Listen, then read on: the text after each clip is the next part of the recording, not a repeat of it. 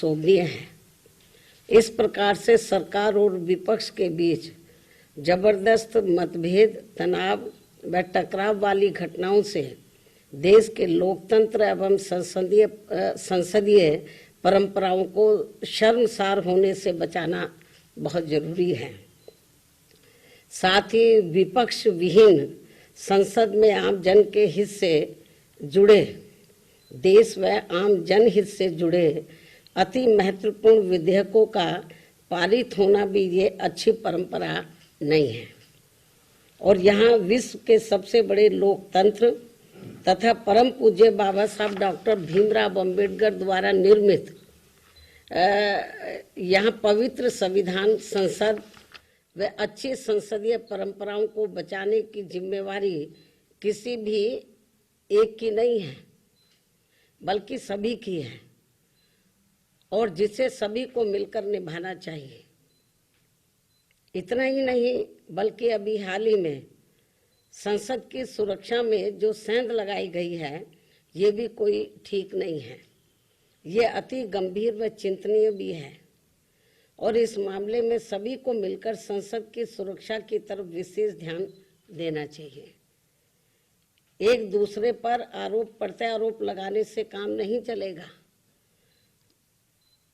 बल्कि इस मामले को सभी को गंभीरता से लेना चाहिए तथा इसके जो भी दोषी व षड्यंत्रकारी हैं तो उनके विरुद्ध सख्त कानूनी कार्रवाई भी होना अत्यंत जरूरी है तथा ऐसे में इसके खुफिया विभाग को भी अब काफी सतर्क रहने की जरूरत है ताकि आगे कभी भी ऐसी घटना की पुनरावृत्ति न हो सके। इसके अलावा विपक्ष के गठबंधन में बीएसपी सहित अन्य जो भी पार्टियां शामिल नहीं हैं, बीएसपी सहित अन्य जो भी विपक्षी पार्टियां शामिल नहीं हैं, तो उनके बारे में किसी को भी बेफजूल कोई भी टीका टिप्पणी करना उचित नहीं है तथा इससे इनको बचना चाहिए। मेरी इनको यही सलाह भी है, क्योंकि भविष्य में देश व जनहित में कब किसको किसी की भी जरूरत पड़ जाए, ये कुछ भी कहा नहीं जा सकता है। अर्थात फिर ऐसे लोगों को व पार्टियों को भी काफी शर्मिंदगी उठानी पड़े, ये ठीक नहीं है। और इस मामले में खासकर समाजवादी पार्टी इस बात का जीता जागता उदाहरण भी है।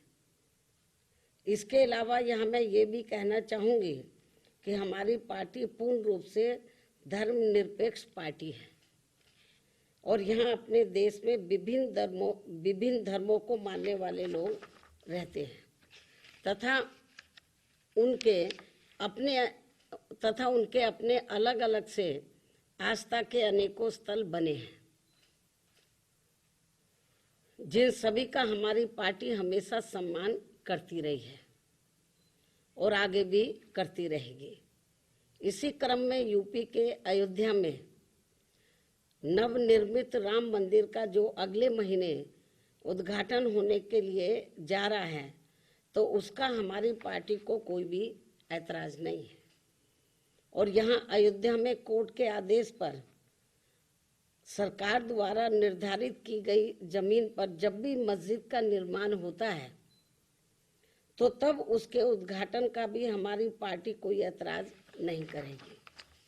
अर्थात हमारी पार्टी सभी धर्मों के स्थलों का पूरा सम्मान करती है, लेकिन पिछले कुछ वर्षों से इसकी आड़ में जो राजनीति की जा रही है, जो घिनौनी राजनीति की जा रही है, ये अति दुखद व चिंतनीय भी है, जो नहीं होना चाहिए, क्योंकि इससे अपना देश कमजोरी होगा, मजबूत नहीं, तथा इससे लोगों में आपस में नफरत पैदा होती है, जो ये कतई भी उचित नहीं है।